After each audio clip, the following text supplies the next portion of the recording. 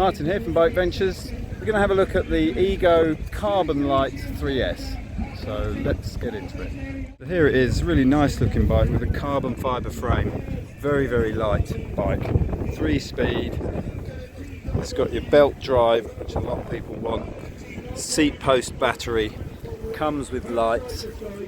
3-speed hub, which is easily enough. I've just been riding it around. You just, with the power assist, you just don't need any more, to be honest. 3 really well spaced gears.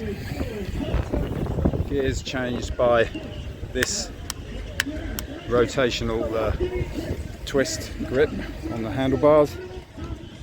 Power assist controlled by your left hand here. Lovely digital display in the middle there.